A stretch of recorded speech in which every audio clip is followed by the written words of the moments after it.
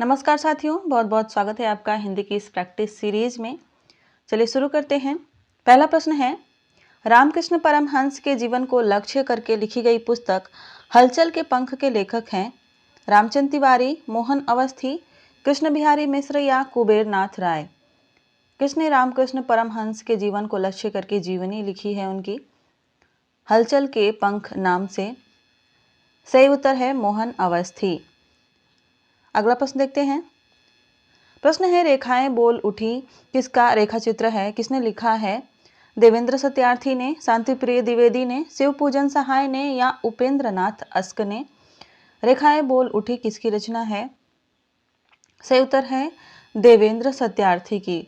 देवेंद्र सत्यार्थी की अन्य रचनाएं जो परीक्षा में पूछी जाती हैं वह हैं ब्रह्मचारी, मंदिर वाली गली, जुलूस, ये सब भी जो हैं परीक्षाओं में पूछी जाती हैं। अगला प्रश्न देखते हैं। प्रश्न है, केवल 6 निबंध लिखकर निम्नलिखित में से किस लेखक ने हिंदी जगत में ख्याति अर्जित की? माधव प्रसाद सिंह, पूर्ण सिंह, प्रताप नारायण मिश्र या गोविंद नारायण मिश्र? सही उत्तर है पूर्ण सिंह। इनका पूरा नाम सरदार पूर्ण सिंह है और ये द्विवेदी युग के निबंधकार हैं। इन्होंने केवल 6 निबंध लिखे थे और वे निबंध हैं सच्ची वीरता, आचरण की सभ्यता, मजदूरी और प्रेम, अमेरिका का मस्त जोगी वॉल्ट हिटमैन और कन्यादान और पवित्रता। ये 6 निबंध हैं और इन्हीं से इन्होंने मात्र इन्हीं को लिखकर अपनी ख्याति अर्जित की थी।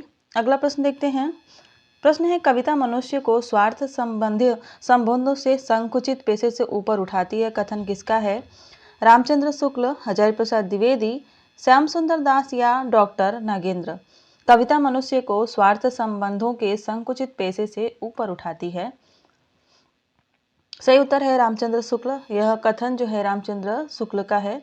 रामचंद्र शुक्ल का एक और कथन है जो बहुत महत्वपूर्ण है, भूत का भार आदमी की कमर तोड़ देता है और भविष्य की चिंता उसे कायर बनाती है। इसको कहीं लिख लीजिएगा, ये शुक्ल जी का कथन है। अगला प्रश्न देखते हैं।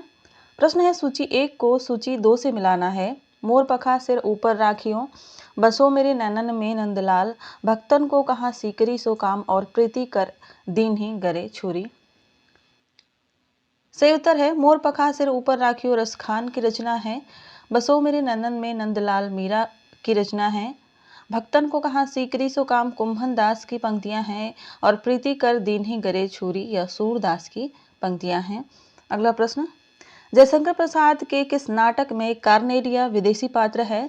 स्कंदगुप्त, चंद्रगुप्त, विशाख या अजात शत्रु? सही उत्तर हो जाएगा चंद्रगुप्त। चंद्रगुप्त नाटक में कार्नेलिया एक विदेशी पात्र है। अगला प्रश्न देखते हैं। प्रश्न है, निम्नलिखित में से कौन सी रचना भिखारी दास की नहीं है? रससारांश, काव्य निर्णय, श्रृंगार निर्णय या भाषाभूषण? कौन सी रचना इसमें से जो है भिखारी दास की नहीं है? सही उत्तर है भाषाभूषण। भाषाभूषण भिखारी दास की रचना नहीं है, यह जसवंत सिंह की रचना है। अगला प्रश्न देखते हैं। सूरदास के विषय में कौन सा कथन सत्य है? सूरदास को सभी विद्वान जन्मांध मानते हैं। सूरदास श्रीनाथ मंदिर वृंदावन में कीर्तन करते थे। सूरदास वल्लभाचार्य के शिष्य थे या जोग सिखावन आये पांडे? पंक्तियां सूरदास द्वारा लिखित है। सही उत्तर हो जाएगा ए ऑप्शन। सूरदास को सभी विद्वान जन्मांध नहीं मानते हैं, कुछ जन्मांध मानते हैं और कुछ नहीं मानते हैं। अगला प्रश्न देखते हैं। प्रश्न है, निम्नलिखित में से किसका संबंध सिद्ध साहित्य से नहीं है? सरहपा, कुकुरिपा, सबरपा या गोपीचंद? सही उत्तर है गोपीचंद। इनका सिद्ध साहित्य से कोई संबंध नहीं है।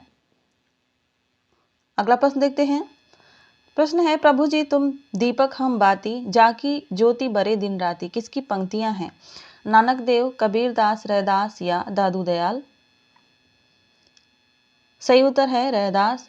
यह रैदास की पंक्तियां हैं। रैदास का जन्म 1388 में बनारस में हुआ था। ये कबीर दास के समकालीन मध्ययुगीन साधक थे। अगला प्रश्न देखते हैं। हिंदी रीति ग्रंथों की परंपरा चिंतामणि से चली, चिंतामणि त्रिपाठी से चली, अतः रीतिकाल का आरंभ उन्हीं से मानना चाहिए। यह कथन किसका है? हजारी प्रसाद द्विवेदी का, रामचंद्र शुक्ल का, मिश्र बंधु का या राम कुमार वर्मा का? सही उत्तर है रामचंद्र शुक्ल का। यह कथन रामचंद्र शुक्ल का है।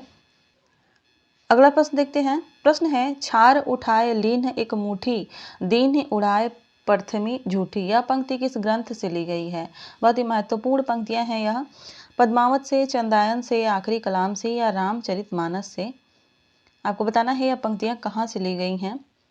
सही उत्तर है पद्मावत से। यह पद्मावत की पंक्तियां हैं और परीक्षाओं में अधिकतर पूछी जाती हैं।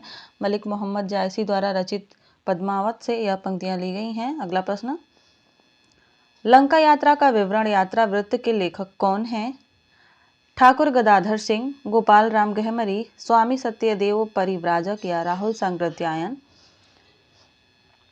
सही उत्तर है इसका राहुल संकृत्यायन। डी ऑप्शन इसका राइट हो जाएगा। इस यात्रा वृत्त के लेखक राहुल संकृत्यायन है। इन्हें हिंदी में यात्रा वृत्तांत का जनक भी माना जाता है। अगला प्रश्न देखते हैं। प्रश्न है, उर्दू को यामिनी भाषा कहने का श्रेय किसको है? किसने उर्दू को यामिनी भाषा कहा है? सदल मिश्र ने, लल्लू लाल ने, इंसा अल्लाह खां ने या सदा सुखलाल नियाज ने? सही उत्तर है लल्लू लाल ने। अगला प्रश्न देखते हैं। प्रश्न है, निम्नलिखित आत्मकथाएं और उनके लेखकों में कौन सा युग्म सही है? सहचर है समय अमृता प्रीतम, कस्तूरी कुंडल बसे प्रभा के तान, टुकड़े टुकड़े दास्तान अमृतलाल नागर और घर की बात चतुरसेन शास्त्री। कौन सा युग्म सही है? सही उत्तर है इसका टुकड़े टुकड़े दास्तान अमृतलाल नागर। बात करें सहचर है समय तो यह रामदरस मिश्र की रचना है। कस्तूरी कुंडल बसे यह मैत्रेयी पुष्पा की रचना है और घर की बात रामविलास शर्मा की रचना है। अगला प्रश्न देखते हैं। प्रश्न है, संकलन त्रय के अंतर्गत कौन सा तत्व सम्मिलित नहीं है? स्थान, काल, घटना और गीत। सही उत्तर है गीत। यह संकलन त्रय में नहीं है। अगला प्रश्न देखते हैं। भाषा की समाज शक्ति और कल्पना की समाहार शक्ति का सर्वाधिक प्रयोग निम्नलिखित में से किस कवि ने किया है? बिहारी ने, चिंतामणि ने, भूषण ने या घनानंद ने? सही उत्तर है बिहारी ने। बिहारी रीतिकालीन कवि हैं और इन्होंने कल्पना की समाहार शक्ति और समाज शक्ति, भाषा की समाज शक्ति का बहुत ही सर्वाधिक उपयोग किया है। अगला प्रश्न देखते हैं। कबीर के विजक पर रची गई तृतीया टीका किसकी है? बहुत ही महत्वपूर्ण प्रश्न है।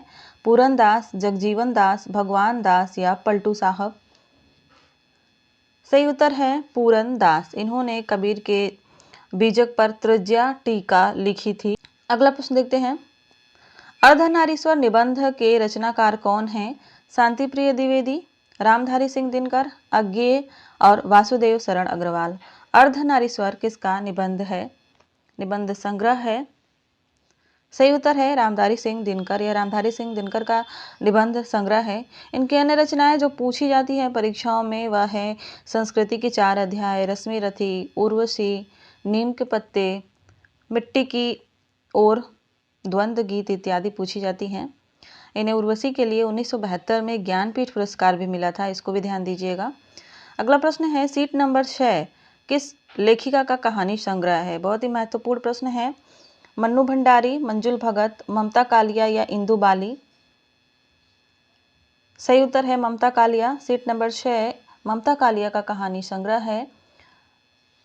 इनके प्रमुख कहानी संग्रहों की बात करें तो वो है छुटकारा, एक अदद औरत, ये परीक्षा में पूछी जा चुकी है, प्रतिदिन, जांच अभी जारी है। अगला प्रश्न देखते हैं। नाथ संप्रदाय में हठ योग का क्या अर्थ है? बहुत ही महत्वपूर्ण प्रश्न है। ऑप्शन में कठिन साधना, योग साधना, हठ पूर्वक योग या ह का अर्थ सूर्य और ठ का अर्थ चंद्र, दोनों का योग। सही उत्तर है इसका डी ऑप्शन। ह का अर्थ सूर्य होता है, ठ का अर्थ चंद्र। नाथ संप्रदाय में हठ योग का यह अर्थ होता है। अगला प्रश्न देखते हैं। प्रश्न है, कवि और उनकी कृतियों में कौन सा सुमेलित नहीं है? विद्यापति पदावली, नाभादास भक्तमाल, नंददास यमुनाष्टक और सुंदरदास सुंदर विलास। यहाँ पे सुंदर विलास रहेगा। आपको बताना है इसमें से कौन सा सुमेलित नहीं है। सही उत्तर है सी ऑप्शन, नंददास यमुनाष्टक। यमुनाष्टक जो है विट्ठल नाथ की रचना है, नंददास की रचना नहीं है। अगला प्रश्न देखते हैं। भाषा बहुत परिष्कृत और परिमार्जित न होने पर भी कबीर की उक्तियों में कहीं कहीं विलक्षण प्रभाव और चमत्कार है, प्रतिभा उनमें प्रखर थी, इसमें संदेह नहीं। यह किसकी पंक्तियां हैं? डॉक्टर नगेंद्र, आचार्य रामचंद्र शुक्ल, रामनरेश त्रिपाठी या हजारी प्रसाद द्विवेदी। सही उत्तर है आचार्य रामचंद्र शुक्ल। यह रामचंद्र शुक्ल का कथन है। अगला प्रश्न देखते हैं। प्रश्न है रामायण महानाटक के लेखक कौन है? बहुत ही महत्वपूर्ण प्रश्न है यह। प्राणचंद्र चौहान, केशव दास, हृदय राम और अग्रदास। सही उत्तर है प्राणचंद चौहान। रामायण महानाटक के लेखक प्राणचंद चौहान हैं। प्राणचंद चौहान भक्तिकाल के कवि थे और इनके व्यक्तित्व पर पर्याप्त विवरण प्राप्त नहीं है, लेकिन शुक्ल जी के अनुसार इनके द्वारा रचित संस्कृत में रामचरित संबंधी कई नाटक हैं। अगला प्रश्न देखते हैं। प्रश्न है निम्नलिखित तथ्यों को काल क्रमानुसार लिखिए। पहला है शुक्ल ने हिंदी साहित्य का इतिहास लिखा, तुलसीदास ने रामचरितमानस की रचना की, अज्ञेय द्वारा तार सप्तक का प्रकाशन किया गया और जयशंकर प्रसाद ने कामायनी की रचना की। इसको हमें क्रम से लगाना है। बात करते हैं तुलसीदास ने रामचरितमानस को आरंभ किया था 1574 ईस्वी में। आचार्य शुक्ल ने हिंदी साहित्य का इतिहास लिखा था 1929 में। वहीं बात करें अज्ञेय ने तार सप्तक का प्रकाशन किया था 1943 में और जयशंकर प्रसाद ने कामायनी की रचना की थी 1936 में। तो इस तरह से इसका सही उत्तर हो जाएगा 2, 1, 4, 3। प्रश्न है गिरा हो जाती है सनयन, नयन करते नीरव भाषण जैसे विरोधाभासी चमत्कार का सौंदर्य किसकी कविता में प्राप्त है? निराला, पंत, प्रसाद या महादेवी वर्मा। सही उत्तर है पंत। सुमित्रा नंदन पंत की यह पंक्तियां हैं पल्लव नामक जो कविता है उससे ली गई हैं। अगला प्रश्न देखते हैं। निम्नलिखित में से कौन सा कहानी संग्रह नासिरा शर्मा का है? चल खुसरो घर आपने, स्विमिंग पूल, बोलने वाली औरत या पत्थर गली। इसमें से कौन सी रचना नासिरा शर्मा की है? सही उत्तर है स्विमिंग पूल। यह कहानी संग्रह नासिरा शर्मा का है। अन्य कहानी संग्रह इनके जो परीक्षाओं में पूछे जाते हैं वह हैं बुत खाना, सामी कागज, इब्ने मरियम, खुदा की वापसी, संगसार, सबीना के 40 चोर बहुत बार पूछा जा चुका है। चल खुसरो घर आपने शिवानी की रचना है। अगला प्रश्न देखते हैं। प्रश्न है निम्नलिखित में से किस ग्रंथ के लेखक रामविलास शर्मा नहीं हैं? कविता के नए प्रतिमान, भाषा और समाज, नई कविता और अस्तित्ववाद, भारत में अंग्रेजी राज्य और मार्क्सवाद। आपको बताना है इसमें से कौन सी रचना रामविलास शर्मा की नहीं है। सही उत्तर है इसका कविता के नए प्रतिमान। यह जो है नामवर सिंह की रचना है, रामविलास शर्मा की नहीं। अगला प्रश्न आत्मनिरीक्षण किसकी आत्मकथा है? वियोगी हरि की, चतुरसेन शास्त्री की, सेठ गोविंद दास की या वृंदावन लाल वर्मा की। सही उत्तर है सेठ गोविंद दास की। आत्मनिरीक्षण नामक आत्मकथा सेठ गोविंद दास ने लिखी थी। अगला प्रश्न देखते हैं। अगला और अंतिम प्रश्न है प्रेमचंद की जीवनी कलम का मजदूर के नाम से किसने लिखा था? अमृत राय, मदन गोपाल, शिवरानी देवी और विष्णु प्रभाकर। सही उत्तर है मदन गोपाल। मदन गोपाल ने प्रेमचंद की जीवनी कलम का मजदूर नाम से लिखी थी। तो आज की क्लास में बस इतना ही। मिलते हैं अगली क्लास में। तब तक के लिए अपनी पढ़ाई जारी रखिए, मेहनत से कीजिए। धन्यवाद।